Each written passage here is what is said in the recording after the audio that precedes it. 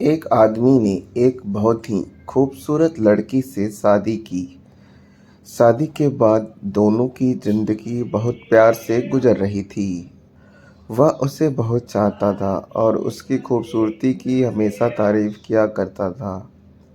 लेकिन कुछ महीनों के बाद लड़की चर्म रोग से ग्रसित हो गई और धीरे धीरे उसकी खूबसूरती जाने लगी। खुद को इस तरह देख उसके मन में डर समाने लगा कि यदि वह बदसूरत हो गई तो उसका पति उससे नफरत करने लगेगा और वह उसकी नफरत बर्दाश्त नहीं कर पाएगी। इस बीच एक दिन पति को किसी काम से शहर से बाहर जाना पड़ा। काम खत्म कर जब वो घर वापस लौट रहा था, उसका एक्सीडेंट हो गया।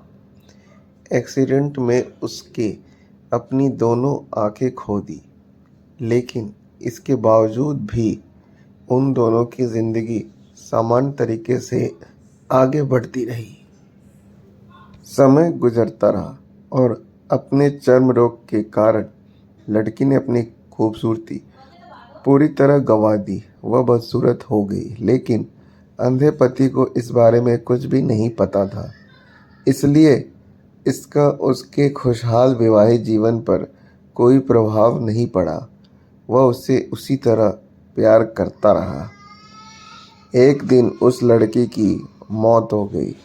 पति जब अकेला हो गया था, वह बहुत दुखी था। वह उस शहर को छोड़कर जाना चाहता था। उसने अंतिम संस्कार की सारी क्रियाविधि पूर्ण की और शहर छोड़कर जाने लगा। तभी एक आदमी ने पीछे से उसे पुकारा और पास आकर कहा, अब तुम बिना सहारे के अकेले कैसे चल पाओगे? इतने साल तो तुम्हारी पत्नी तुम्हारी मदद किया करती थी। पति ने जवाब दिया, दोस्त, मैं अंधा नहीं हूँ।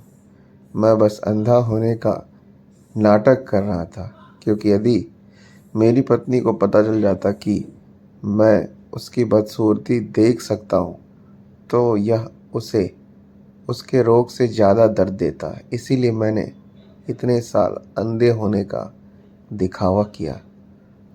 वह बहुत अच्छी पत्नी थी, मैं बस उसे खुश रखना चाहता था।